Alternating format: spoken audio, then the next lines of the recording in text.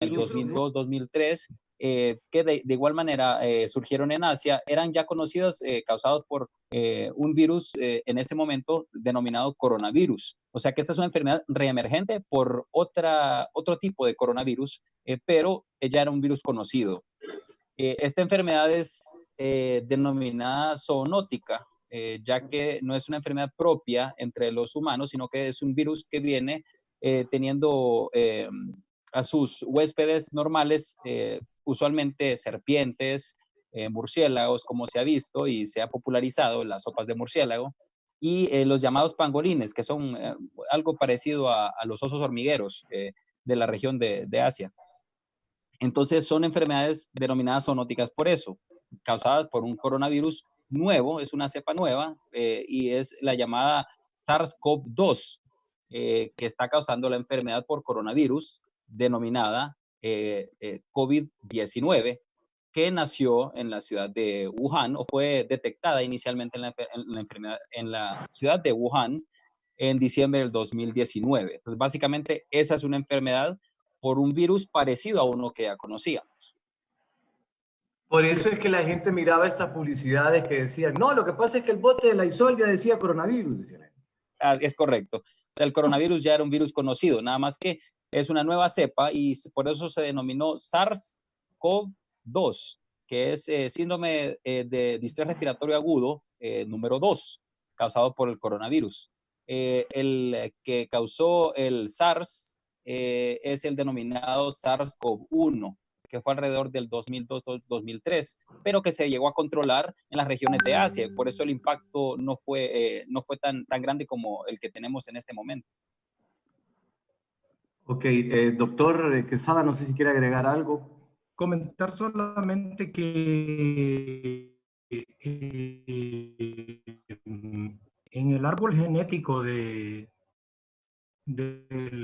CoV-2, del SARS-CoV-2, como bien dice Eduardo, la discusión es si el virus pasó directamente de un murciélago al humano o si tuvo otro vector intermedio, como fue en este caso el pangolín. Ese es un tema que epidemiológicamente está en discusión. Por eso es que su origen dentro del mercado de Wuhan, como todos hemos conocido por las noticias, está siendo motivo de análisis por parte del área epidemiológica y de investigaciones microbiológicas precisamente para determinar si esta situación de que saltó del murciélago al humano o pasó por otro animal, en este caso los pangolinos, pudieron haber sido real. Ese es un dato que todavía no se determina, así que los memes que vimos durante mucho tiempo de las sopas de murciélago y todo eso, como que comprobado aún.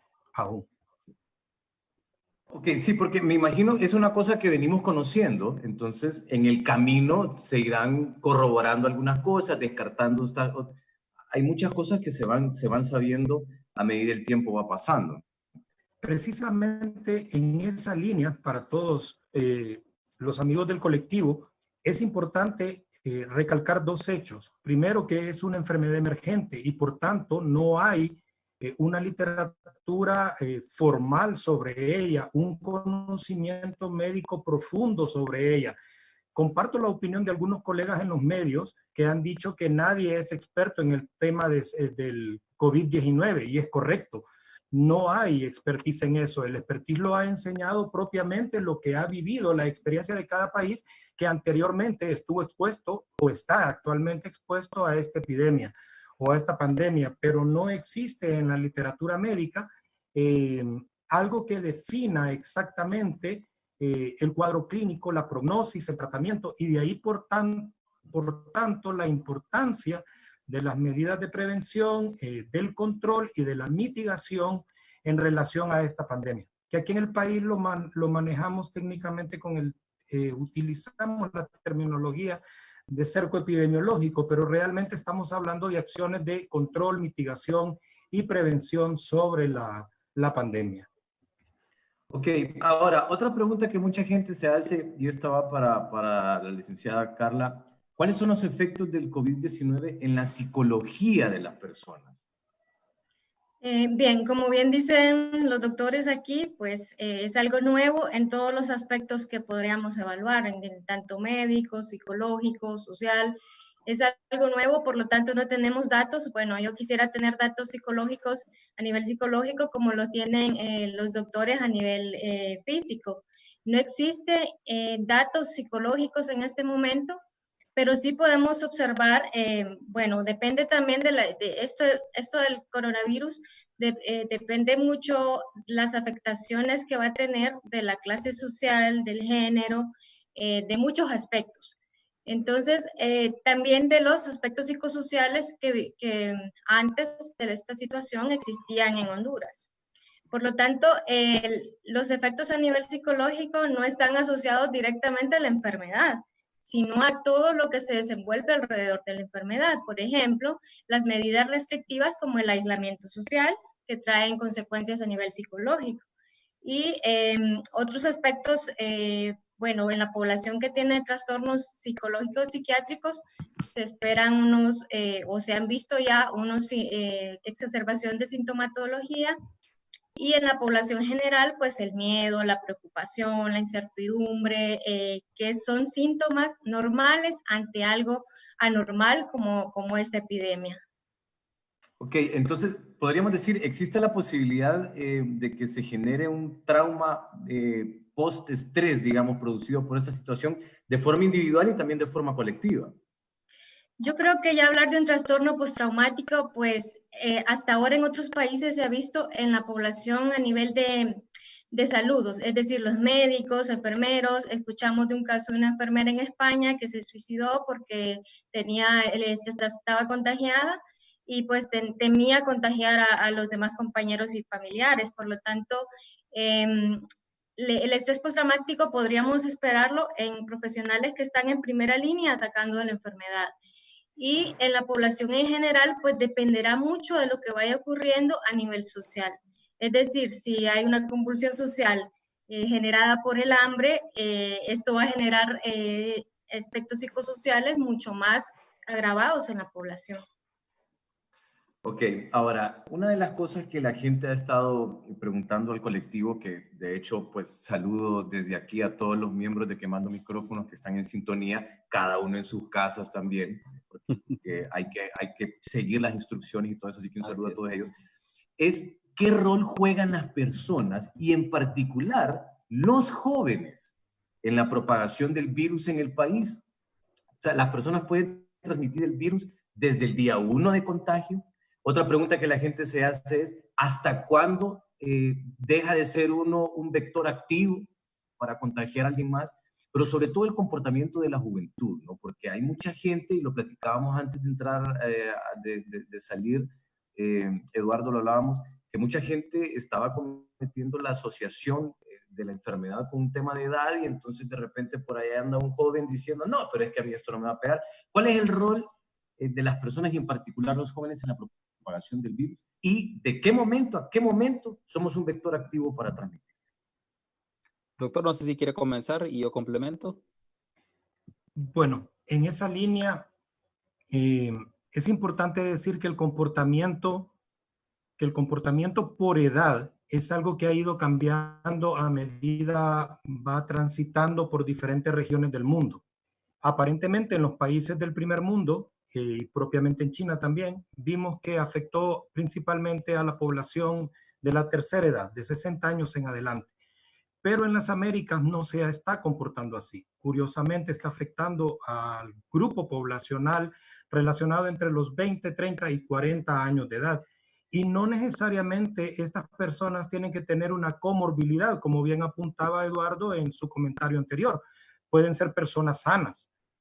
De allí que asociar esta enfermedad a un grupo etario en América Latina y en Centroamérica creo que no es prudente, porque la estadística, la tendencia que se está presentando en la región de las Américas nos demuestra que no está afectando necesariamente a la tercera edad como se consideraba. Por otro lado, el tema del comportamiento, eso nos da una falsa seguridad, porque si creemos que no somos un grupo afectado, entonces no vamos a tomar las medidas de prevención y control que creemos.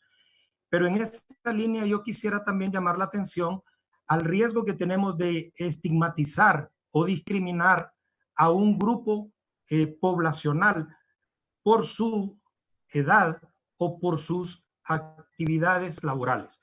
En general, la persona de la tercera edad sabemos que tiene un sistema inmunológico más decaído, más tardado para dar respuesta inmunológica apropiada a los procesos infecciosos, pero también en la región tenemos un tema de malnutrición que de alguna manera afecta en la respuesta inmunológica de las personas. No estoy diciendo desnutrición, estoy diciendo malnutrición, hábitos de alimentación incorrectos, inapropiados desde el punto de vista de la medicina y desde el punto de vista nutricional.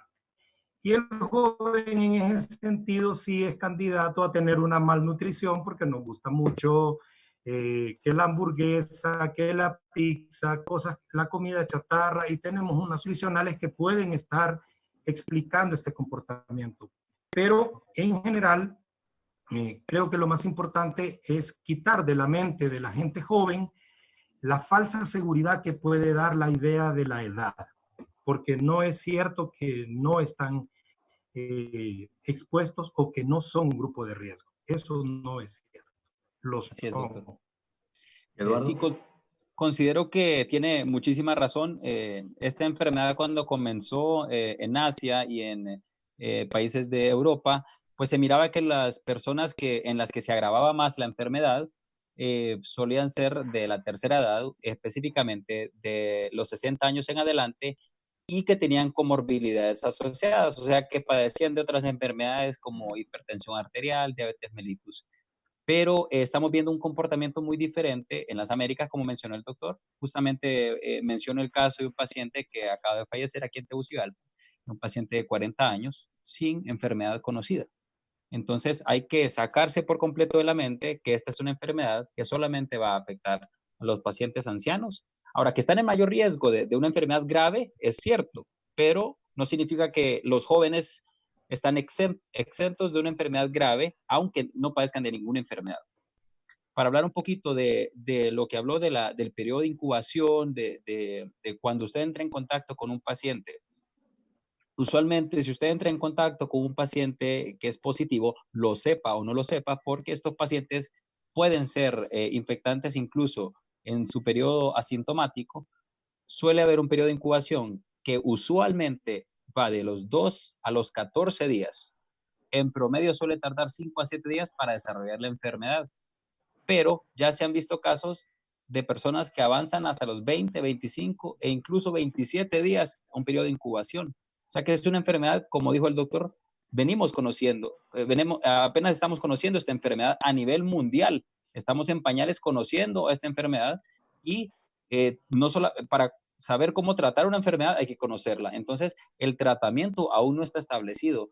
Se le están haciendo múltiples estudios a nivel internacional, pero no hay un tratamiento establecido. Ahora, una persona que se infecte y luego es una enfermedad leve, digamos, pueden ir con un poquito de gripe, dolor de cabeza, dolor de garganta, y pasa como una gripe común, pero si es positiva por COVID-19 y se recupera, esa persona por las normas debe de estar 45 días aislada. En otros países le repiten pruebas de hisopados nasofaringios hasta que se vuelva negativa la prueba. Pero desgraciadamente, como conocemos, aquí somos un país desabastecido y las limitaciones es nuestro modus operandi. No se va a poder hacer eso, no se le puede ir realizando a una persona infectada pruebas semanales hasta ver cuándo se vuelve negativa. Entonces, por eso se trata de ir a lo seguro, 45 días aislado en su casa. Okay, bueno, pues solamente recordarle a la people que estamos ahorita a través del Facebook de Quemando Micrófonos y le pedimos a la gente que lo comparta, que comparte esta transmisión. Ya tenemos bastante gente conectada y también que pueden hacer sus preguntas ahí, porque eso es lo importante de esto, que esto nos está permitiendo hablar con expertos sobre el tema. Pero bueno, doctor Quesada, ¿iba a agregar algo? Sí, solamente en la línea de los contagios y el tiempo, eso ya planteó el colega Eduardo Nazar, de que tiende a ser una enfermedad que puede tener alguna variabilidad, pero por lo menos al momento de ingresar a las Américas, la tendencia que tenía es que un paciente podía aparecer con pruebas positivas desde el día 1 hasta el día 20, más o menos. 18-19 decía predominantemente la literatura. En ese momento que tenía pruebas positivas y que podía tener contagio efectivo, podía cursar en el 83, ingresar a las Américas. 90% de los casos con fiebre y tos. O sea, todos podían extenderse hasta el día 16. Por eso es que inicialmente muchos pacientes o muchas preguntas por ejemplo, de la plataforma Todos contra el COVID y también de las estrategias que están desarrollando los infectólogos en el país, están desarrolladas sobre una serie de preguntas que están relacionadas con la aparición de esos síntomas iniciales en los primeros 14 días. Pero hemos visto, como bien apuntaba Eduardo, que sobre el día 7 de haber tenido un contacto puede aparecer, y ahí para allá entonces el paciente cursar con tos, fiebre y dificultad respiratoria. Motivos por los cuales le pedimos que rápidamente asistan o busquen consulta médica, que no se automediquen, ¿verdad? Y para poder rápidamente determinar si ese paciente es sugestivo o sospechoso de tener COVID-19. Pero en general, ellos mantienen una fase de infestación o de contagio silencioso que puede ir desde el día 1 hasta el día 18-19 perfectamente. Repasemos nada más antes de preguntar sobre hay gente que está aquí escribiendo sus preguntas, gente que dice, por ejemplo, ¿es verdad que en los primeros 4 días se puede parar el virus porque está en la garganta? Antes de contestar eso, hablemos un poquito, repasemos los síntomas. ¿Cuáles exactamente son los síntomas? ¿Hay que tenerlos todos? Puede ser solo tener algunos, podemos tener el virus sin tener síntomas. Repasemos un poquito eso porque como es algo que se confunde tanto con gripe, con un resfriado, entonces, y vivimos, y de hecho estamos en una época del año en la que también hay resfriados, hay muchísimo miedo y ocurre un terror, una reacción de terror cuando viene alguien y de repente escucha que alguien tosió por allá o alguien... Hablemos un poquito de cuáles son los síntomas, si hay que tenerlos todos y si es posible tener el virus sin síntomas. Desgraciadamente, como hemos mencionado, este virus puede dar una amplia gama de síntomas. Usualmente la enfermedad leve se manifiesta puede ser congestión nasal, tos seca y fiebre. El síntoma más común es la fiebre, que puede ocurrir hasta en el 87% de las personas, pero no necesariamente va a tener fiebre. Entonces, el paciente usualmente puede cursar como una influenza común, como un resfriado común, tener malestar general, fiebre, congestión nasal, dolor de garganta y perfectamente ser un COVID-19. Pero también puede pasar esa enfermedad leve y desarrollarse una enfermedad grave con dificultad respiratoria, sensación de ahogo y alteraciones de la conciencia. Entonces, eso es lo que ya empiezan a hacer como los síntomas de alarma que nos deben de hacer buscar una enfermedad, acudir a un hospital. Pero se está recomendando a las personas que tienen síntomas leves, autoaislamiento. Eso significa que si se consideran un contacto, deben de contactar a las autoridades, pero se les va a indicar lo mismo, quedarse en casa, tomar acetaminofén, hidratarse bien y líquidos. El mismo tratamiento que se le da a la mayoría de los virus que suelen ser de vía respiratoria alta y que suelen pasar un curso clínico bastante leve. Pero hay incluso artículos donde mencionan que el único síntoma que han encontrado a veces es simplemente lo denominado anosmia. Eso significa que la persona pierde el olfato. O sea, el único síntoma puede simplemente ser la pérdida del olfato. Entonces, nosotros tenemos que estar muy cuidadosos en el aspecto epidemiológico de esta enfermedad, porque la gran variabilidad de síntomas puede confundir una enfermedad leve y la persona tomarlo a la ligera y decir, bueno, solo tengo una pequeña gripe, no importa, así puedo ir a trabajar, así puedo ir al súper, y esto puede perfectamente ser un COVID-19, contagiar a una persona y la otra persona sí desarrollar una enfermedad extremadamente grave que la puede llevar desde hospitalización a cuidados intensivos e incluso la muerte. Bueno, pues solamente para saludar rápidamente a la gente que está conectada, porque es bastante people. A David Dávila Fontecha le mandamos un saludo, Tatiana Gutiérrez, Ana Verónica, Gabriela Palma, Johanna Luna, Stefania Mesa, Nusli Morán, también Sartani también, Cristian Medardo, Andrés Fernández, Omar Figueroa, Isaac Varela, Alfred del CID, a toda esta people, Digno Ochoa que nos está escribiendo. Y lo que hablábamos hace un ratito, antes de preguntarles sobre lo de los primeros 4 días, que me fijé por ahí que quieren responder eso, es una pregunta para la licenciada Carla, dice aquí, ¿cuáles serían las consecuencias psicológicas producidas por la estigmatización social hacia personas infectadas de COVID-19 y sus familiares? ¿Qué acciones debemos tomar para evitar el incremento de la estigmatización? El estigma se produce por algo novedoso, por algo que no se conoce y que no existe una información fidedigna.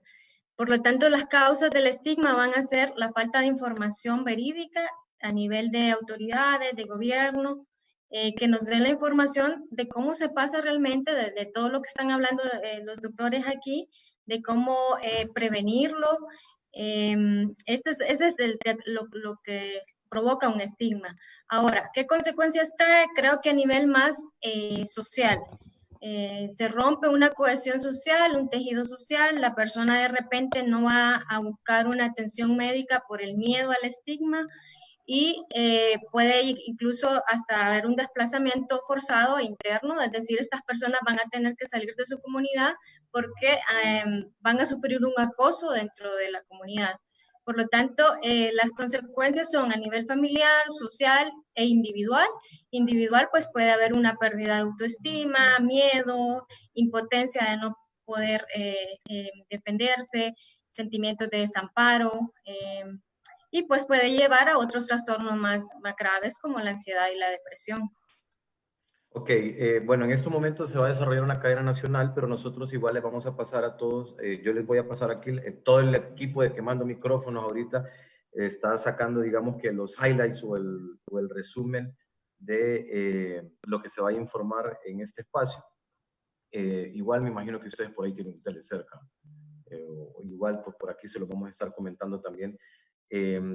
Nos dicen que se está informando en la cadena nacional que hay 31 casos nuevos. 31 casos que se están confirmando en este momento. Son 172 casos ya oficiales y 9 fallecidos. 9 personas que han fallecido, 22 casos en Cortés, 4 en Colón, 2 en Francisco Morazán, 2 en Atlántida, 1 en Lempira y hay 45 personas hospitalizadas. Así que se confirma en este momento a través de una cadena nacional 31 casos nuevos de COVID-19, 5 en estado de gravedad y 1 en UCI, que es la unidad de cuidados intensivos. Esa es la información que se está pasando en este momento. Los demás se encuentran en aislamiento domiciliario. Fernando, no respondí un elementito de la pregunta. ¿Qué acciones podemos tomar? Bueno, la autoridad, brindar la información fidedigna, verídica de lo que ocurre. Los medios de comunicación forman un rol muy importante en esta situación, ya que a veces malinforman, desinforman a la población y producen este tipo de consecuencias en las comunidades. El establecimiento de confianza de la autoridad, creo que hay mucha falta de credibilidad en el gobierno, por lo tanto esto produce mucha incertidumbre. Y bueno, aunado a los aspectos psicosociales que no están brindando lo que realmente necesita la población a nivel de alimentos, a nivel de información, a nivel psicológico, a nivel físico, en todos los elementos. ¿Qué acciones podemos tomar? Pues esas. Y a nivel comunitario, establecer redes comunitarias en las que podemos protegernos, en las que podamos conocer quiénes son más vulnerables dentro de la comunidad, por ejemplo, qué acciones podemos tomar para ayudar a este tipo de grupos vulnerables y así pues construir un tejido social que nos ayude a superar esta pandemia. Ok, una pregunta que hace la gente por aquí. si salgo de mi casa, cuando regreso de mi casa, cuando regreso a mi casa, es cierto que me tengo que quitar todo y me tengo que rociar en un montón de cosas y esto y lo otro. Es cierto eso que hay que prácticamente pues entrar así como apurado porque lo pueden ver los vecinos a uno. O sea, de verdad uno tiene que hacer todas esas cosas, quitarse toda la ropa, meterla en una bolsa, llevarla a un lugar. La pregunta a la gente aquí. En esa línea, yo quisiera que, y antes de contestarla, Fernando, te quiero hacer un comentario con respecto a lo de la cadena de prensa. Con el dato Sí. que nos acabas de brindar de 9 fallecidos y 172 casos confirmados, la tendencia del 5% de letalidad para Honduras se mantiene. Y eso quiere decir, a menos de que no he tenido la oportunidad de revisar el mapa de OMS, que seguimos siendo el país con la mayor tasa de letalidad. No sé si Eduardo tiene otra información en esa línea, pero seguimos siendo en este momento el país con la mayor tasa de letalidad de la región de las Américas. Y eso tiene que ponernos un poco las barbas en remojo, aunque ya no tengamos en este momento por el uso de las mascarillas y de las medidas de seguridad personal. Y en esa línea, comentarte que el aseo al momento del ingreso a los hogares es una medida de precaución dependiendo de la actividad que uno realiza y principalmente en función de evitar que se puedan presentar lo que se llama contagio silencioso dentro de la casa. En esa medida, nosotros, los profesionales de la salud, cada vez que llegamos a nuestros hogares, por el alto nivel de exposición que estamos teniendo en ese momento, sí hacemos todo ese tipo de medidas. Pero también es importante que la persona tenga, y no voy a insistir en el lavado de manos porque me parece que es un poco contradictorio socialmente hablando cuando en un país no tenemos niveles de potabilidad adecuada en el agua y no todos los centros laborales cuentan con agua potable. Pero sí creo que es importante la sanitización de las manos, el uso del gel en las manos y al momento de llegar sobre su casa, tomar estas medidas que parecerán exageradas, pero son importantes. El hecho de dejar los zapatos afuera o por lo menos en una bandejita que tenga agua con detergente, quitarse la ropa que uno ha utilizado, por lo menos la externa, dejarla en un balde con detergente y luego proceder rápidamente a bañarse. Correcto. Doctor, en la medida de lo posible. En la medida de lo posible. Yo estoy en completo de acuerdo con usted. Considero que para tomar medida, no hay medida exagerada para prevenir esta enfermedad. No la hay. Considero que nosotros debemos de crear costumbres, crear hábitos que eventualmente, en el caso de que esta enfermedad continúe su curso usual, así como ocurre en todos los países, nos va a ayudar. Tal vez en este momento no está la pandemia en su pico más alto, pero cuando lo esté, más personas se van a ver expuestas. Entonces, creo que este es el momento para crear hábitos que van a evitar el contagio y la propagación de la enfermedad, llevar esta enfermedad a su casa. Usualmente hay una persona de la casa que es la persona que sale a hacer las compras, que sale a ponerle gasolina al carro, y estas personas deben de tener ciertos cuidados, como dice el doctor.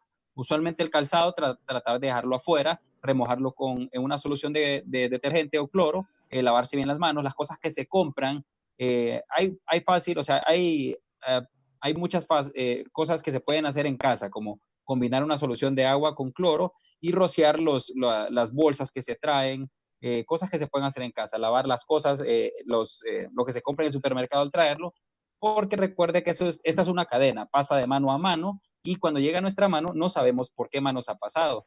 Entonces, creo que para los trabajadores de la salud sí es muy importante tomar otras medidas, como retirarse la ropa antes de llegar. Incluso yo comento con mucha gracia el hecho de que yo, como estoy dentro de un hospital, aunque actualmente el hospital escuela no es un hospital COVID-19, todavía llegan casos sospechosos y llegan casos que se han confirmado. Entonces, como uno nunca está seguro, es mejor llegar a la casa, yo me quito toda la ropa, incluso me hago una ducha rápida en la parte externa de la casa, dejo mi calzado afuera y tengo ya algunas chancletas listas ahí para ponérselas y entrar básicamente en una toalla. Y de esa Si manera... no, no te dejan entrar, Eduardo. Pues básicamente quedo afuera, me cierran el portón, pero definitivamente, como menciono, para mí no puede haber una medida exagerada para evitar Claro. esta enfermedad. Ok, bueno, saludamos a Carmen López. Hay una pregunta que hace aquí Alejandra Alvarado. Las regiones donde llegó la pandemia por último, inclusive Honduras, se verán afectadas por la demanda mundial del equipo necesario. O sea, hemos escuchado en un montón de lugares, ya se terminó esto, ya no hay de esto lo está agarrando aquel país que tiene más plata y esto y lo... Se verá afectado por esta demanda que ha provocado esta supuesta escasez. Sí, creo que efectivamente nos veremos afectados por esa situación. Y por eso es importante que si no vamos a tener un mercado que pueda suplir de las tecnologías sanitarias necesarias y de repente sabemos que un alto porcentaje de la población va a cursar con una enfermedad leve, lo que deberíamos de promover eficientemente en la población tan desigual que tenemos en el país es precisamente medidas de control y prevención. Uno de los problemas que hemos tenido es que hemos agarrado las medidas de promoción y prevención y las hemos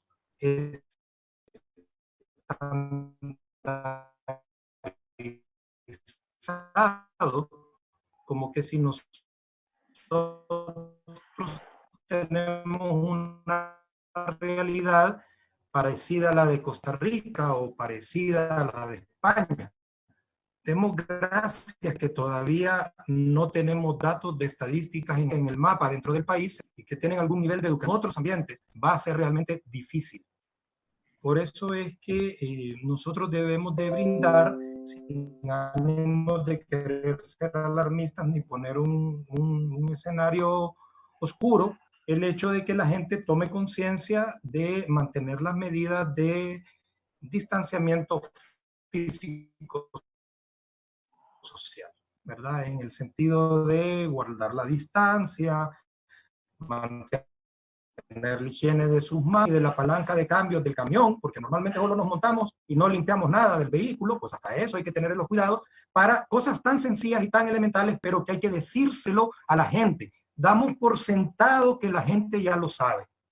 Y si no, les voy a leer un ejemplo, es lo que ha circulado en las redes con respecto al uso de la mascarilla quirúrgica de un color más fuerte y un color más suave, y la idea de que se podía utilizar al contrario. No es cierto. Todos en el área de la salud sabemos que ese componente del color más fuerte es hacia afuera, pero mucha gente, si uno no se lo repite y no se lo dice, escucha y lee lo que está en las redes o que está en la radio o mira a otros hacerlo y simplemente lo replica y cree que está haciendo algo correcto. Hay que hacer mucho énfasis en la parte de prevención y promoción en salud. Y yo quería agregar algo. Sí. Actualmente estamos viendo básicamente a la primera potencia mundial, a Estados Unidos, que nunca ha conocido desabastecimientos, es tener desabastecimientos en los hospitales. Eso es algo de alarma, eso es algo que debe de llamar la atención. Estamos viendo a países de primer mundo, a Italia con un sistema de salud robusto, a España, países como Inglaterra, donde el equipo médico ya no es suficiente para la demanda. Entonces, no puedo insistir más en tratar de aplanar la curva de infectados. O sea, no puedo insistir lo suficiente porque nuestro sistema de salud no está preparado para esta enfermedad a la magnitud que puede llegar. O sea, en estos momentos hay médicos en servicio social, médicos internos que no tienen los insumos de bioseguridad, por lo cual no están trabajando. Hay muchos médicos residentes que no están teniendo ya sea o suficiente o el equipo adecuado en los hospitales. Entonces, esto se vuelve algo grave porque si tenemos dentro de la primera línea de defensa a los médicos sin el equipo necesario, los médicos van a empezar a caer enfermos, uno por uno, y va a diezmar la población médica. Claro. Eso va a causar muchas cosas. Una de ellas puede ser la deserción. O sea, si al médico, o sea, si a usted lo van a mandar al frente de batalla, sin pistola, sin casco, sin un chaleco, usted sabe que va a morir.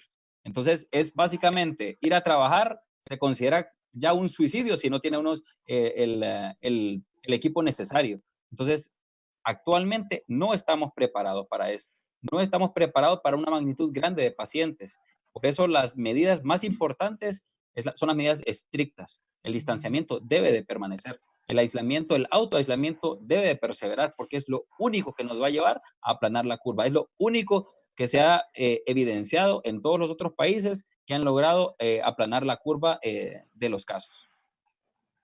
Así es. Bueno, aquí nos comentaba King Leonard Varela, dice, mi hermano es médico y está en el Paraíso Copán, aún no le han llevado los insumos necesarios para su seguridad como médicos. Y hay otra pregunta que también está haciendo Roxana, que es una pregunta para Carla y que varias gente le había preguntado antes. El tema de la salud mental. Sabemos que el distanciamiento social, digamos, es el método más efectivo para contrarrestar el COVID-19. Ahora, ¿cómo afecta esto a las personas que padecen o sufren de trastornos psicológicos? Por ejemplo, una persona depresiva o una persona bipolar o una persona que padece de ansiedad. El hecho de estar en ese distanciamiento, ¿en qué tanto le podría afectar? Y la otra cosa es si existen ya acciones o planes dirigidos a la salud mental de la población. Sí, bien, con respecto al aislamiento social, pues yo creo que va a ser muy diferente lo que suceda aquí en países como en Latinoamérica, lo que ha sucedido en China o en Europa, ¿verdad? Aquí estamos acostumbrados al contacto, a la reunión familiar, a la reunión comunitaria, y bueno, el aislamiento social es algo nuevo, o sea, hemos tenido epidemias, tantas epidemias en Honduras donde no hemos tenido esta peculiaridad de tener que ir a encerrarnos a nuestra casa.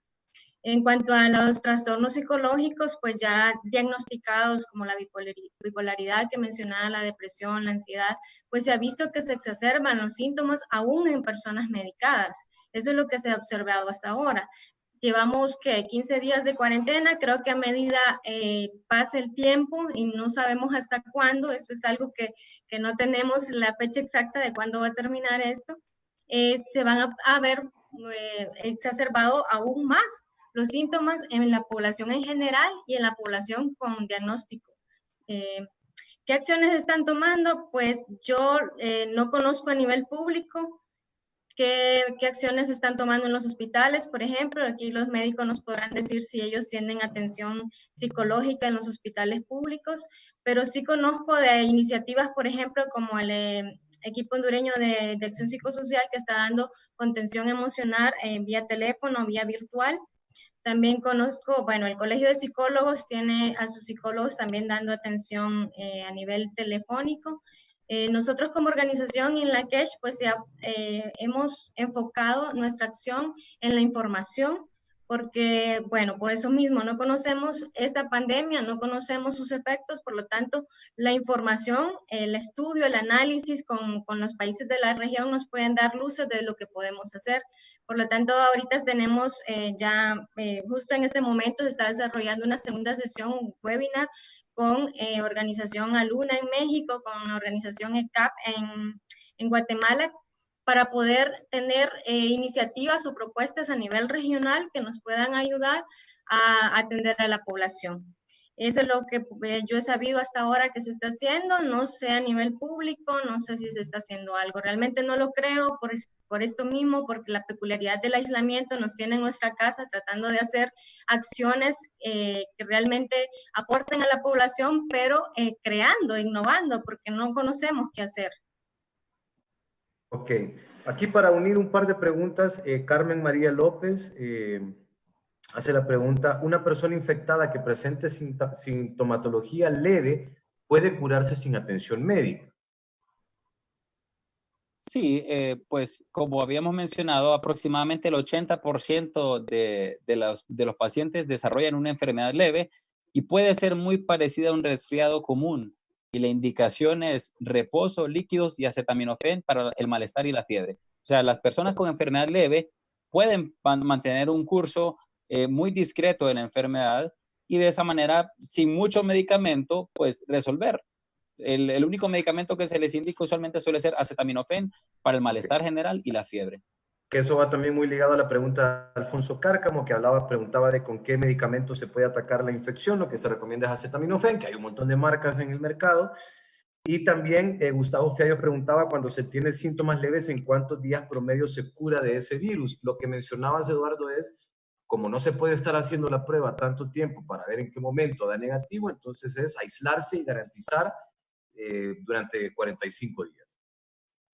Exactamente, ya que en otros países suelen hacerse pruebas semanales para saber cuándo ya es negativo en las mucosas, porque lo que se hace es una prueba llamada transcriptasa inversa de reacción en cadena polimerasa. Y eso se toma, básicamente lo que se hace es que se amplía la secuencia del virus. El virus tiene una secuencia dentro compuesto por ARN, que es muy parecido al ADN, solo que el ADN son 2 hebras y el ARN es una sola hebra, envuelta en una llamada cápside que suele tener un parecido a grasa, que es disuelta por el jabón, por el alcohol, y por eso es que lo utilizamos. Entonces, lo que se hace es que se amplifica el virus. No tenemos pruebas rápidas todavía en el país, y actualmente a nivel mundial se acaban de hacer pruebas rápidas, pero la sensibilidad para detectar la enfermedad no suele ser tan alta. O sea que puede salir más rápido, pero el resultado no puede ser tan específico. Entonces, ya que no tenemos esa capacidad para estarle haciendo pruebas a la misma persona, estamos seguros que la tiene, entonces hay que aislarla para el tiempo que sea necesario. Ok, aquí también pregunten, la People está súper activada y qué bueno de verdad que la gente esté preguntando, porque esa es una oportunidad que la gente tiene para poder conocer de voz de expertos sobre el tema. El tema de la mascarilla. Aquí ponen, hay gente que dice que no es necesario usar mascarilla, hay otra gente que dice que sí. Dicen que el que tiene que usar la mascarilla es el que está enfermo, no el que no está enfermo. Entonces alguien pregunta aquí, si voy al supermercado o voy al banco, que digamos son las cosas que se están permitiendo ahorita, ¿debo usar mascarilla, sí o no? Doctor, si quiere tomar la pregunta. Automática, bueno, en este momento tenemos dos visiones de los especialistas en salud. Puedo ver que hay dos visiones en el país con respecto a la problemática. Hay personas que van siguiendo los casos confirmados y ya vemos otros que vamos siguiendo de alguna manera, aunque sea difícil, la progresión de los casos sospechosos. Creo que cuando hemos oído en los medios a algunos especialistas hablar, intensivistas y otros, tanto de aquí como o infectólogos, de Francisco Morazán o de Cortés, ellos están haciendo alusión a un número importante de casos y es porque van siguiendo precisamente a los sospechosos, no a los confirmados. ¿Por qué? Porque la enfermedad ha demostrado que se convierte o se comporta como un gran iceberg, que solo aflora la punta con los casos confirmados, pero por debajo del mar, del agua, hay una gran cantidad de casos asintomáticos que no tienen la enfermedad, pero que están infectados y están conocidos. Para los que creemos que es importante tratar de determinar esos casos sospechosos y tenerlos con las medidas de control epidemiológico debidas, la persona que asiste al banco en este momento en el país sí debería llevar una mascarilla. No estoy de acuerdo tanto con el uso de los guantes, porque eso da una falsa seguridad, pero sí con la mascarilla, porque no sabe en qué momento se está exponiendo a una persona que así tiene un rostro de uno. Si uno no lleva anteojos o no lleva mascarilla, pues las gotitas de saliva perfectamente pueden llegar sobre la mucosa oral o nasofaringea de las personas y favorecer el contagio. Ya el tema de utilizar otras medidas como los guantes, con guantes de colores y prácticamente tocan todo con esos mismos guantes y después hasta se quitan los lentes y se limpian los ojos con las manos con el mismo guante. No tiene sentido eso. Para eso mejor utilice el agua y jabón, lávese las manos y utilice su mascarilla quirúrgica. Eso para mí en este momento de la curva de la epidemia, creo que es correcto que se use. Y quisiera aprovechar también la oportunidad para hacer un comentario con respecto a la pregunta que le hicieron a Carla. En las medidas de apoyo, tengo entendido que los psicólogos de la Secretaría de Salud, de manera voluntaria, han creado una red de apoyo. Desconozco si es una iniciativa oficial. Lo que sí sé es que es un colectivo que ha generado una red de apoyo para atender a personas que han pasado por situación de tener un familiar o ser pacientes con COVID positivo y tienen un listado de dónde están laborando, prestan apoyo emocional a las familias y ayudan. Pero las respuestas en ese sentido de carácter institucional se han quedado cortas. Porque pregunto, ¿qué se está haciendo con los médicos y el miedo que se desarrolla dentro de la población profesional que atiende a los pacientes COVID con mínimas condiciones de seguridad o con ninguna condición de EPP, de elementos de protección personal? Porque no basta con que se diga en una cadena, despachamos tantos guantes, despachamos tantas mascarillas, despachamos tantas botas. No nos sirven las mascarillas sueltas, no nos sirven los guantes sueltos. Se ocupa el equipo completo. Eso implica gorrito, mascarilla, bata, los zapatos y los guantes. Deberían de ser elementos de protección personal completos, trajes completos. Cuando me digan que han entregado una cantidad completa de trajes completos, entonces estaremos de acuerdo con las cadenas nacionales que pasan. Pero decirme que solo han dado X miles de guantes de látex o X miles de mascarillas no me resuelve la problemática sanitaria que se avecina, porque no me permite tener totalmente protegido a los que están en primera línea. ¿Y a esos quién nos atiende? A esas enfermeras y esos médicos que después vieron un caso sospechoso y van en la mente pensando, puchica, a saber si el paciente que trasladé resulta que es confirmado positivo y yo tengo que llegar a mi casa y cómo veo a mi familia. Esos temas no se han abordado. Por eso digo que no es de copiar recetas de otros países, es de entender la idiosincrasia del hondureño y aplicar medidas reales y prácticas dentro del sistema sanitario del país.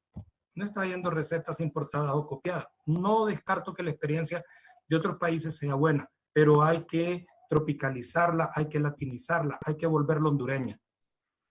Sí.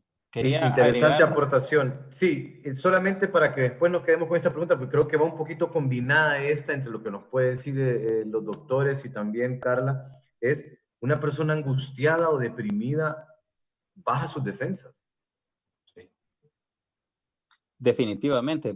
Creo que es una enfermedad, es una pregunta más dirigida a la licenciada, si quiere aportar. Solamente quería dar una pequeña aportación a lo de las mascarillas.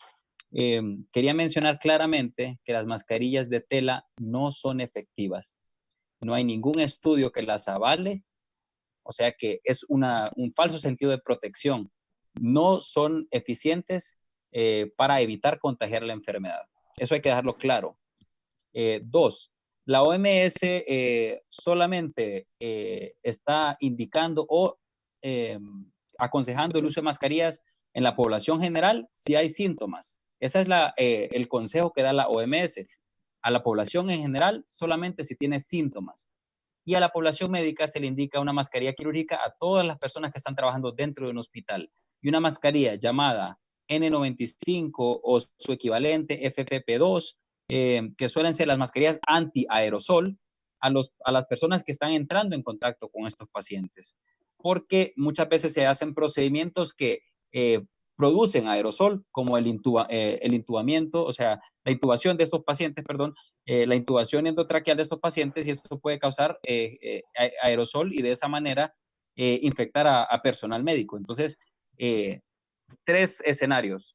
En casa no debería de utilizarse a menos que hayan síntomas, y en el hospital siempre una mascarilla, y se van a atender sospechas o pacientes confirmados, una mascarilla contra aerosol, que son las famosas llamadas N95, que están desabastecidas, que no se encuentran en los hospitales, que son las que necesitamos con una mayor cantidad.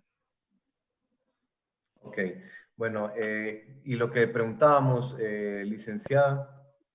Sí, sobre...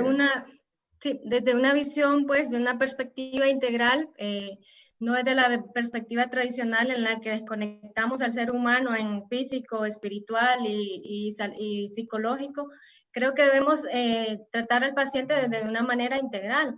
Y pues sí, o sea, hay estudios en los que dice que las defensas bajan cuando a nivel psicológico ocurre algo, al revés igual, ¿verdad? Cuando ocurre algo físico, en lo psicológico suceden también sintomatologías, como mencionaba antes, normales ante una situación que se vuelve anormal en el contexto en el que estamos. Entonces sí, me parece, hay una persona deprimida, triste, angustiada, sí puede bajar sus defensas. Los doctores aquí nos pueden mencionar más o menos cómo funciona a nivel fisiológico esto, pero sí a nivel psicológico ocurre esta conexión en lo físico y psicológico. Ok, saludamos a la gente que nos está escribiendo desde San Pedro Sula, gente que nos está escribiendo desde diferentes lados del país. Muy agradecidos con toda la información que ustedes están en estos momentos compartiendo, porque la verdad es que es sumamente importante y sabemos lo alarmante que son los datos que se manejan ahora. Hay gente que dice, ¿se sabe más o menos cuándo se va a alcanzar el pico más alto? Una respuesta. Hay gente que calcula, que dice, en 2 semanas va a pasar esto, en 3 semanas, ahorita vamos a entrar a una fase. Entonces hay un montón de gente que se pone como a calcular o a empezar a... ¿Se puede, digamos que, calcular eso o no?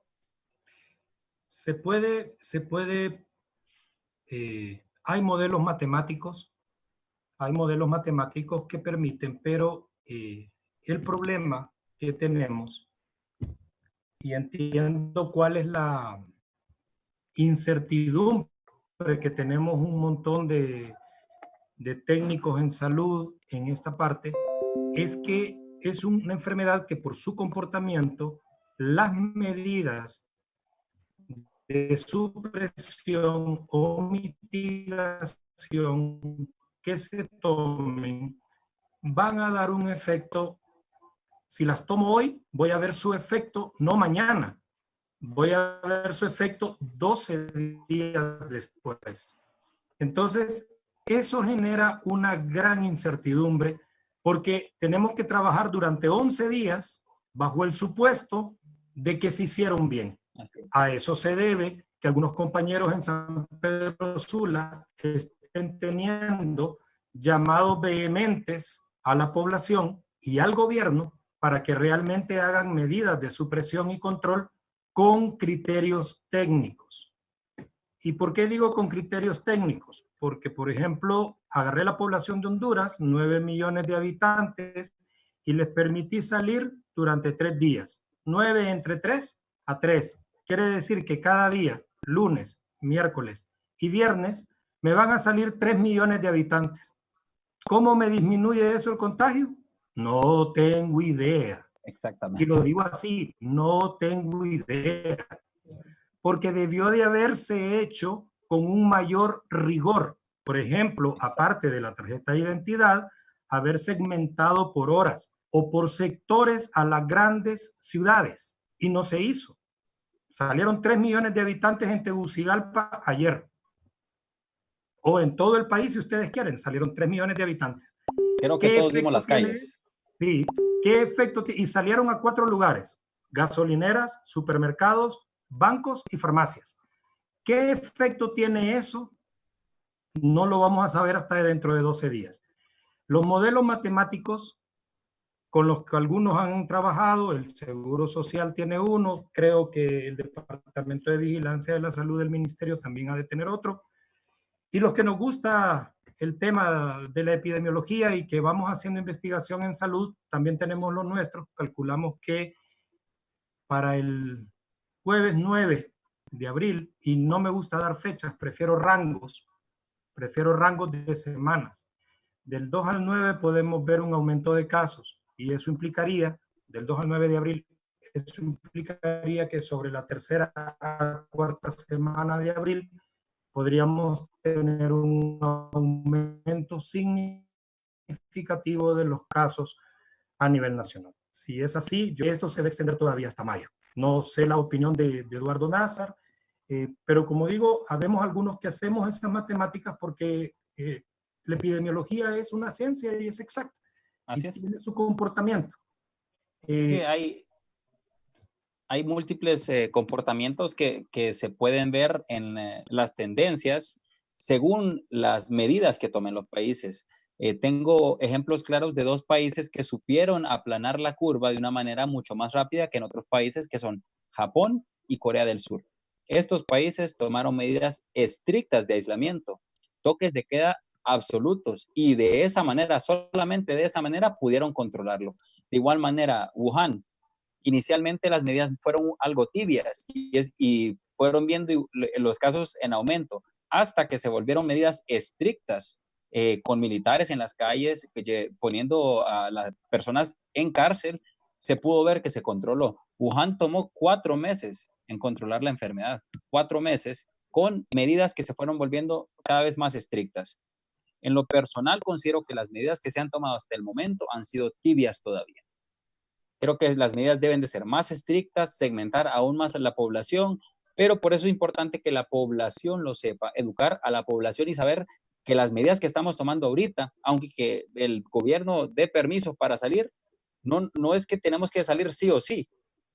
Entonces, creo que todos vimos el día lunes, y probablemente lo vamos a ver el día de mañana, la cantidad de gente que está en las calles. Es como un día normal, es casi como verlos un viernes a las 5 de la tarde, Tegucigalpa, todo el día, todas las horas.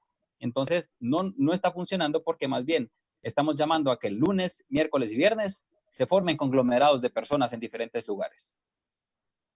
Ok, bueno, saludamos rápidamente a Yuvini Carranza, Carmen María, saludamos a Fabricio Guevara, Jorge Aguilar, a Dabeiba también Padilla, a Johanna, al abogado Rick Soto HN, que es una persona que siempre está muy activa en las redes sociales, a Naomi, Paola Ocampo, Renieri Rodríguez, Agustín Aguilar, a Germano Espinal, Daisy Gallardo, Lupita Castellano, Ricardo Cuello, a Paola Zavala. También se publicó ahí en la sección de mensajes la página, la organización donde colabora la doctora Carla Santos también, para las personas que quieran informarse, que quieran información al respecto.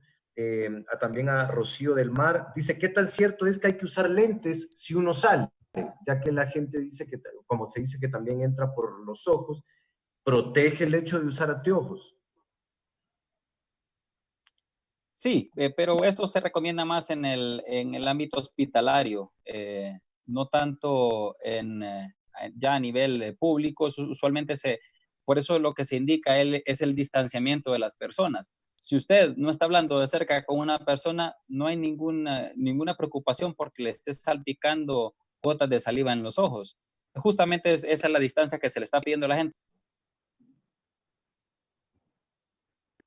Yo diría por lo menos 1,5 metros de distanciamiento con las personas. No hable con la gente. O sea, si uno va a salir, no es a hacer vida social, es a comprar lo necesario y regresar a la casa. Entonces, el uso de lentes no es necesario, porque daría un falso sentido de seguridad.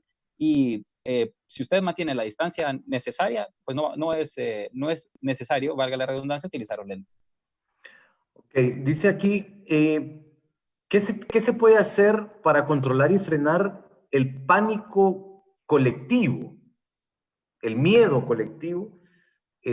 Carla, ¿qué se puede hacer para eso, no? Porque a medida va pasando y se van viendo los casos, y yo incluso lo he notado en mi círculo social, cuando se hablaba de que esto estaba en Wuhan, entonces lo mirábamos allá, lo mirábamos como que era una cosa que simplemente no iba a ir. De repente en Europa, entonces la gente se empezó a fijar un poco más. De repente estaba en América, de repente empezaron a decir, va a venir Honduras, ahora está aquí. De repente entonces está el primer caso, luego el primer fallecido, y empezamos a ver cosas como el paciente de 40 años. Entonces estas cosas como que van escalando, ¿no? Y se puede crear un pánico colectivo. ¿Qué medidas deberá tomar el Estado, digamos?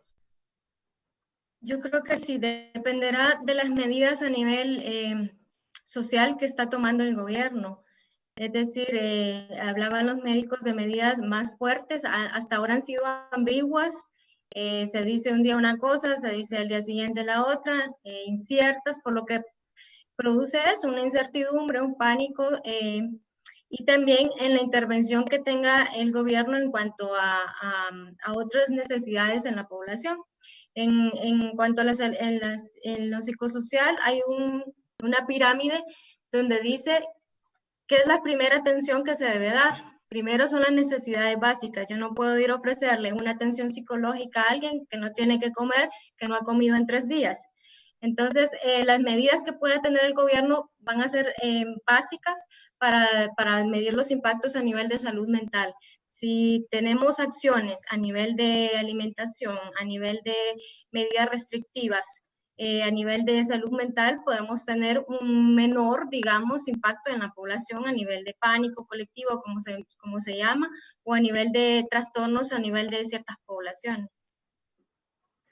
Ok, bueno, ya estamos llegando a la hora de cierre. Nosotros de verdad queremos agradecerles a ustedes porque sabemos que estos han sido días sumamente duros. Sabemos el día a día de lo que ustedes se dedican, que es bastante duro y sacrificado. No podemos siquiera imaginarnos lo que se está viviendo ahora.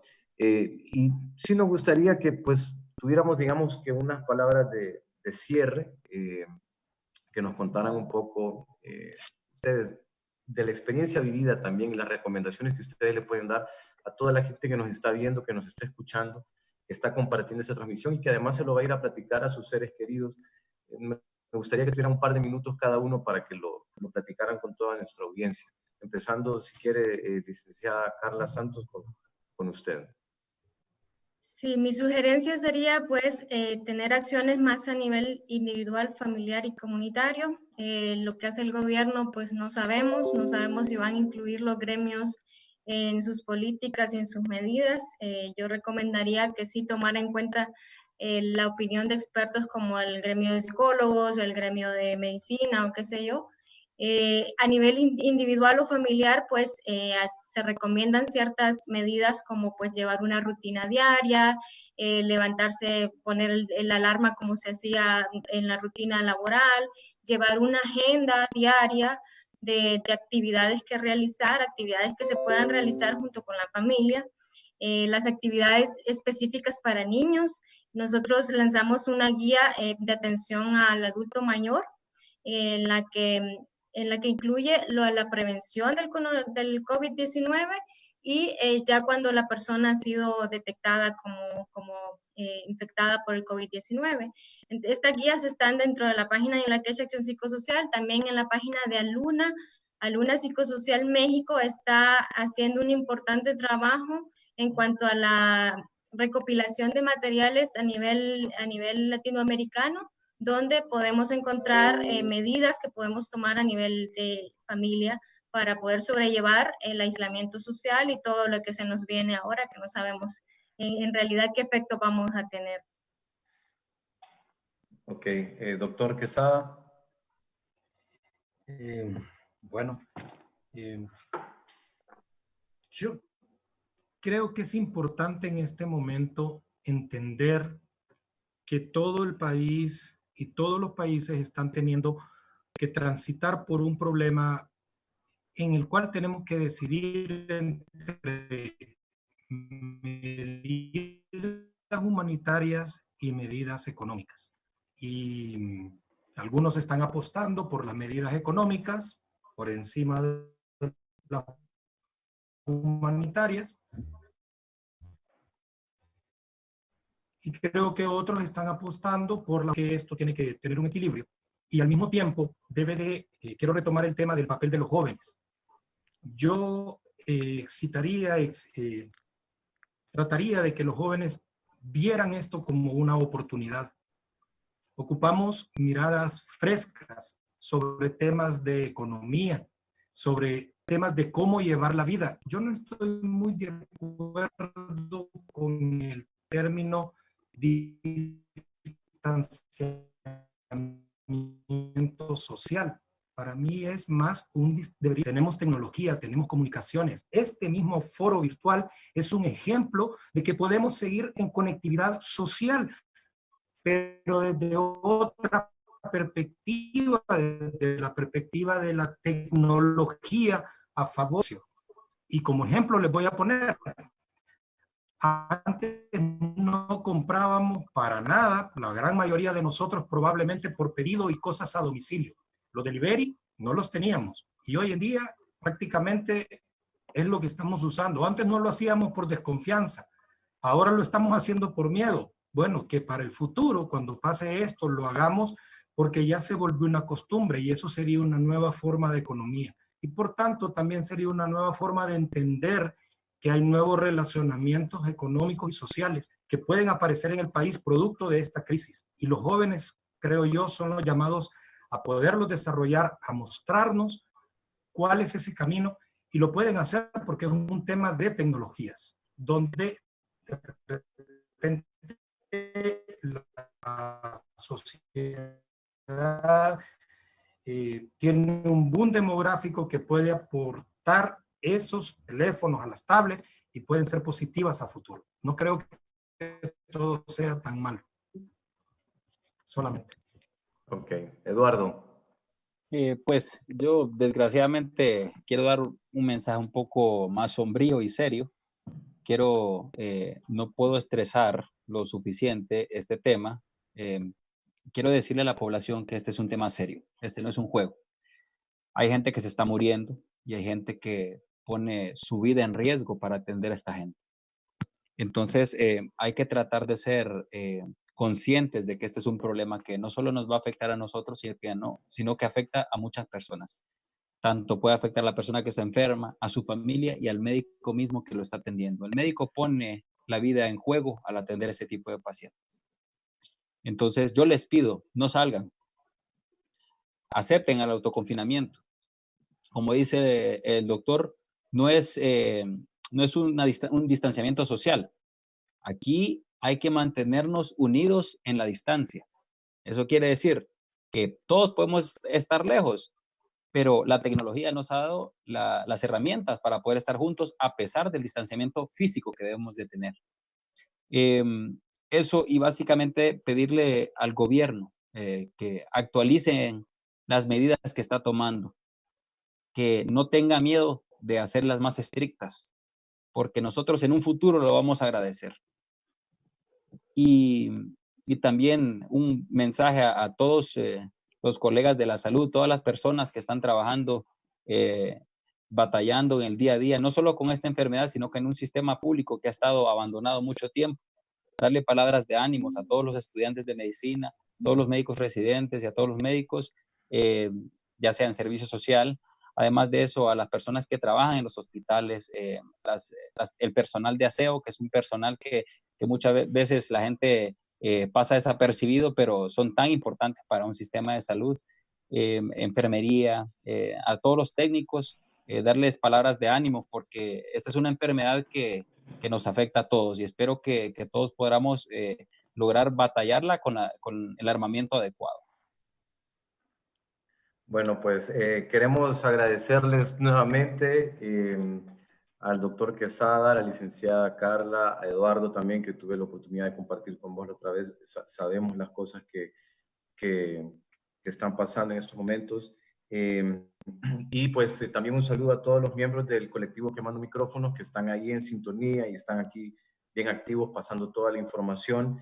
Y a toda la gente que nos ha sintonizado les pedimos que compartan esta transmisión y que nos mantengamos informados, que entendamos que esto es algo serio, es algo que está ahí, ni siquiera sabemos en realidad qué tan cerca, entonces por eso es importante tomar todos estos consejos. Y de verdad, una vez más, muchísimas gracias a todos ustedes. Así que, doctor Quesada, licenciada, doctor Nazar también, pues un saludo hasta sus casas. Y que pues ahí, digamos que la tecnología nos ha permitido llegar a cada una de las personas, cada uno desde su sala, comedor y esto y lo otro. Y vendrán un montón de preguntas para ustedes a través de las redes sociales. El tiempo tampoco nos ajustó, así que vendrán un montón de preguntas, así que la gente también puede buscarlos por ahí y hacer las respectivas consultas. Así que saludo de codito a cada uno. Y de verdad, pues esperemos que esto pues pase pronto, ¿verdad? Así que un saludo, y de parte de la gente de Quemando Micrófonos, nos encontraremos pronto con un nuevo tema. Esperemos que ya nos podamos ver en persona y que esto pues termine lo antes posible. Así que muchísimas gracias a todos ustedes y buenas noches. Gracias, Lenín, Carla, Eduardo y a toda la gente que nos sintonizó aquí a través del Facebook. Gracias, Fer. Buenas noches. Muchas gracias. Chao. Buenas noches. Buenas noches. Chao.